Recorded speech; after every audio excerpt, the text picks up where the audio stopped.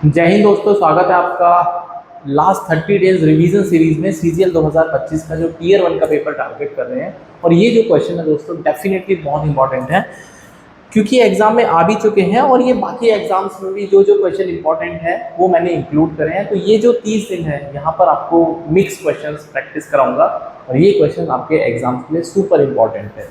तो आपका बस एक ही काम है, चैनल को सब्सक्राइब कर लेना और वीडियो को लाइक भी करना है अगर आपको वीडियो अच्छी लगती है तो। पहला सवाल दोस्तों पूछता है कि इनमें से कौन सा स्टेटमेंट ट्रू है। सीजीएल मेन 2017 का दोस्तों क्वेश्चन है।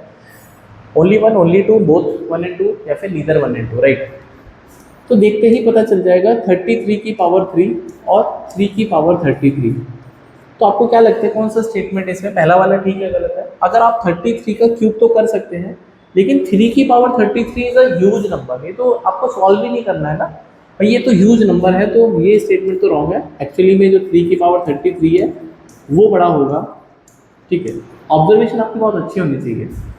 दूसरा है 33 क्या ग्रेटर है 3 की पावर 3 की पावर 3। अब दोस्तों ए की पावर बी और उसकी पावर सी, तो ये है ए की पावर बी सी। तो यहाँ पर ये 3 की पावर 9 लिखा है, 3 3 जा 9 और 3। अब इनमें से कौन बड़ा है? ऑफकोर्स ये बड़ा है, तो ये स्टेटमेंट भी रॉन्ग है क्योंकि 3 की पावर 9 ग्रेटर है 333 से। तो आंसर आ जाएगा इसमें नीदर 1 and 2। ये सीरियल मेन 2017 का क्वेश्चन है और ऑप्शन भी एज इट इज थे। तो अगर आपकी ऑब्जर्वेशन अच्छी है तो ऐसे क्वेश्चन को आप टैकल कर सकते हैं। कुछ भी ज़्यादा आपकी मेंटल कैलकुलेशन बहुत अच्छी होनी चाहिए, राइट। आगे बढ़ते हैं दोस्तों नेक्स्ट क्वेश्चन पे। अगला सवाल अलजेब्रा का क्वेश्चन है, ये भी सीजीएल मेंस में पूछा गया क्वेश्चन है।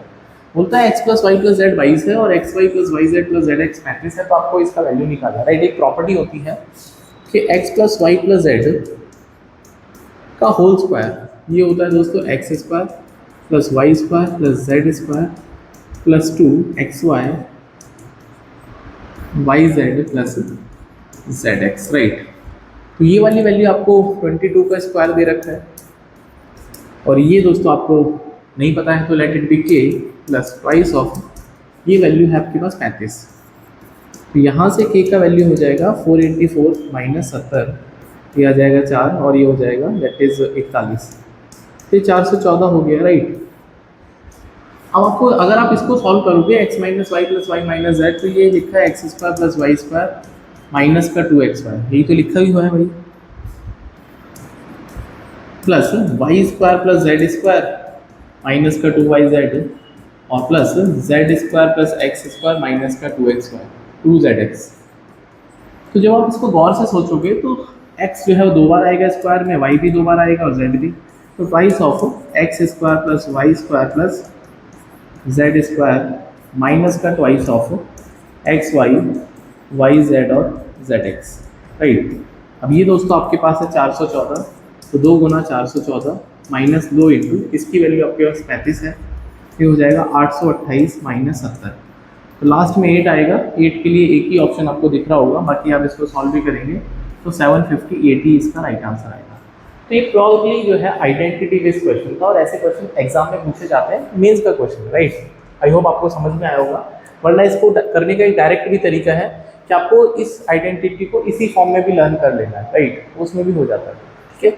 एक और क्वेश्चन सॉल्व करते हैं नेक्स्ट। ये भी अच्छा क्वेश्चन है, x square minus 12x plus 33 equals to 0। तो आपको इसका वैल्यू निकालना है, राइट। अब इस क्वेश्चन को करने का जो सबसे आसान तरीका है कि आप एक काम करो, ये जो आपसे पूछा है क्योंकि आपको एक्स स्क्वायर दे रखा है और एक्स माइनस 4 का होल स्क्वायर पूछा है, इसको एक काम करो एक्स माइनस 4 को थोड़ी देर के लिए टी मान लो।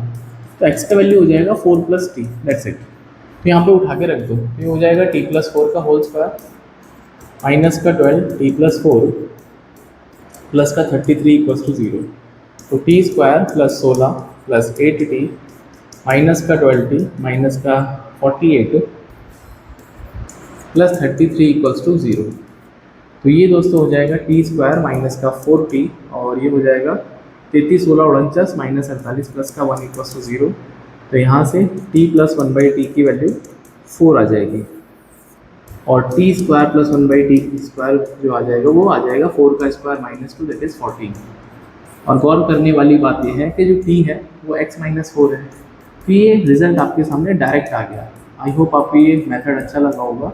इस सवाल का सीधा सीधा उत्तर 14 है। इसी रफ्तार से आपको क्वेश्चन सॉल्व करना है और इतनी ही आपकी समझ और I can say calculation ability या मेंटल थिंकिंग ऐसी होनी चाहिए कि आप क्वेश्चन को देख के पकड़ लें इसमें क्या कंसेप्ट लगने वाला है। आगे बढ़ते हैं दोस्तों, सवाल नंबर 4 आज की वीडियो का।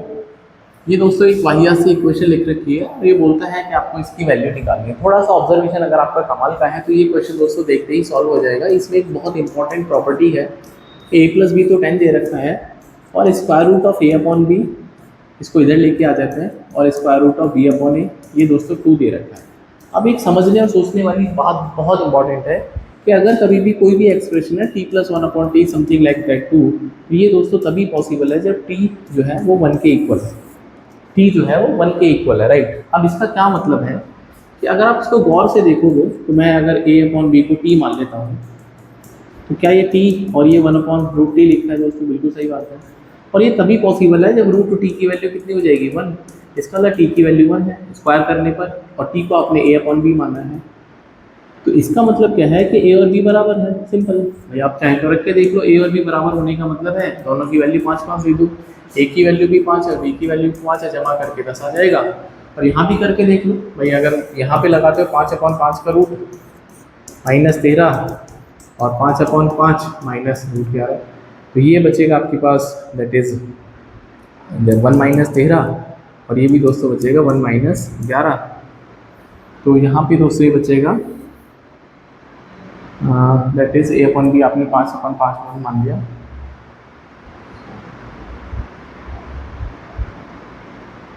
अच्छा यहाँ पे माइनस था तो ये माइनस है दोस्तों, तो ये हो जाएगा देखो 2 = 2, ठीक है। मतलब 2 और 2 बराबर है, तो ये बात 100% करेक्ट है। जैसे आपको ये पता चला ए और बी 5 है तो उठा के चिपका दो इसे, तो 3 × 5 × 5 प्लस 4 × 5 का स्क्वायर प्लस 5 × 5 का स्क्वायर, तो 25 पंजे 125 और 100 इधर हो गया, और ये 200 हो जाएगा, 5 पंजे 25 के 75, तो दोस्तों इसका आंसर 300 आ जाएगा। बहुत ही अल्टीमेट दोस्तों सवाल का सलूशन था, आपको समझ में ज़रूर आएगा।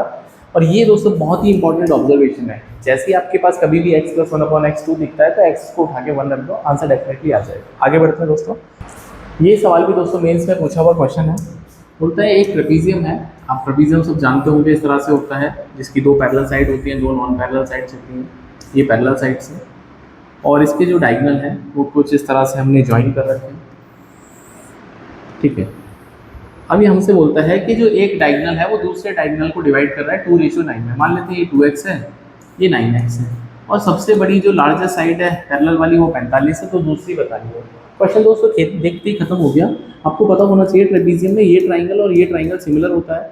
इसका मतलब क्या है कि इस साइड का ट्राइंगल की साइड का और इस ट्राइंगल की साइड का रेशो हमेशा 2:9 आएगा, राइट।